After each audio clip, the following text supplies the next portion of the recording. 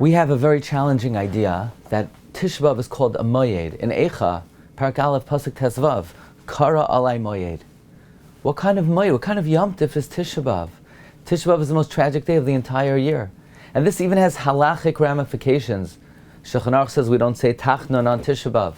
We don't even say Tachnun the Mincha before Tisha B'Av, because Tisha B'Av is a Yom Tif. It goes so far as Beis Yosef quotes Rabbeinu Yaakov Sagan Levia, that if someone passes away on Tisha B'Av, we do not say Tziddik Hadin. Why? Tisha B'Av is a Yom Tif. What are we celebrating on Tisha B'Av? I can't help but share with you the following very personal thought. My grandfather, Zechatzak Levracha, writes about when he was transported from Radom to Dachau, the Emek Habacha, the valley of weeping of the Germans, Malach Hamaves, killings every day, total humiliation in the eyes of the Germans. And my grandfather writes that him and his dear brother Henoch were kicked and chased to the crematorium.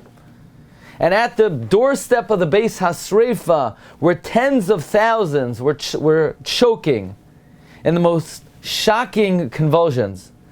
And his brother says to him, please, I would like to ask for some water. I'm choking. And my grandfather says, no, we cannot drink water. Death will relieve us of our pain sooner. My grandfather writes, we were inches and moments from the next world, and a heavenly miracle occurred. Standing at the threshold of death, the SS officer appeared, he grabbed us, he barked, you're young, you're capable of work, and he dragged us away. My grandfather wrote, this godly miracle will remain with us forever. The Rebbeinu Shalom was standing at the doorstep of the Beis HaSreifa, and he pulled my grandfather out. But a very simple thought occurred to me, because it wasn't only my grandfather who the Rebbeinu Shalom was pulling out of the crematoria. It was my father, Zolgazansain. It was me. It was my children. He saved us. I guess he wanted us. And if you're around today, and you're a Jew around today, the Rebbeinu Shalom wanted you to. You know, people say, if only I would see a miracle, if only I would see something of the caliber of the splitting of the Red Sea, then I would believe in God, then my emunah would be firm. You want to see a miracle? Look at the face of another Jew. In Tafshin Pei Beis in 2022, that is the greatest miracle you'll ever see. 3,300 years ago, our great-grandparents were in Egypt. 80% of our people perished. But the Rebbeinu Shalom saved your direct ancestors so that you could be here today. Destruction of the first Beis HaMikdash. The death toll was enormous. But the Rebbeinu Shalom wanted you, so he saved your family. Bayis Rishon, staggering death toll. Josephus writes the numbers of those who perished or slaughtered by the sword. 1.1 million, then the Romans hunted down every last Jew they could find. During the Crusades, tens of thousands of Jews were massacred. 1391, hundreds of thousands of forced conversions.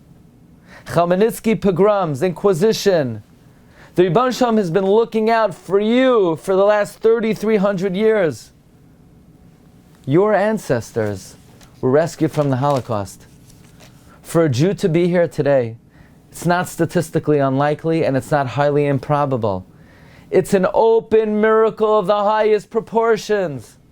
Rabbi Yaakov Emden, in the introduction to his Siddur, he writes, Ve'eich lo yevosh hakoifer b'hashgacha v'yamod nichlam.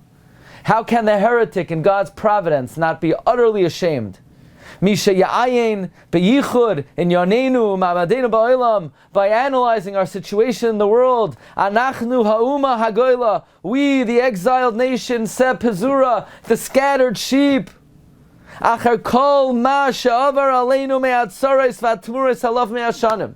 After everything that has occurred to us, all the tragedies over thousands of years, says Rabbi Yaakov Emden, and by the way, the Chassam Sofer says Rabbi Yaakov Emden was a Navi. He says, Chai nafshi, I swear. Ki b'hisboineni b'nefloi seila. When I contemplate these miracles, God lo yatzli yoser, they are greater to me. Mikol nisim v'neflois, from all the miracles and wonders, sha'asa Hashem yisbarach la'avoseinu b'mitzrayim, that God wrought for our forefathers in Egypt, uve'eretz Yisrael. And if Rabbi Yaakov Emden was astonished by the miracle of the Jew in the 18th century, can we even begin to imagine what would he say if he saw the face of a Jew in the 21st century? He might say, it's a nes, it's a miracle, she'ein kol malach u'berio yicholam l'shar, that an angel could not fathom. And can we then be so bold as to say that if Pesach is a Yom Tov that commemorates the Exodus, Yetzias Mitzrayim, and if Shavuos is a Yom Tov that celebrates the giving of the Torah, and if Sukkot is a Yom Tov that celebrates the great miracle of the clouds of glory, can we be so bold to say that Tisha B'Av is a Yom Tov that celebrates an even greater miracle? The miracle of Netzach lo Yisrael lo Yishaker, the miracle of the eternity of the Jewish people, the survival of the Jewish people, the Nitzchios, the eternity of Klal Yisrael, which is a greater miracle even than the miracles of Yetzias Mitzrayim. Our ancestors, they would say, if only they could see a real miracle, like the miracles that HaKadosh Baruch Hu will do for the Jewish people in the 21st century. So this Tisha B'Av, look at your friend sitting next to you in Shul and recognize that you behold the greatest miracle in the history of the world. Just look at yourself. You are the greatest reflection of the might and the power of Avinu Shabashamayim. May we be zocheh that this Tisha B'Av turn into the real Yom Tov of the fruition of the Mashiach Sheyavai B'mhera v'Yameinu. Amen.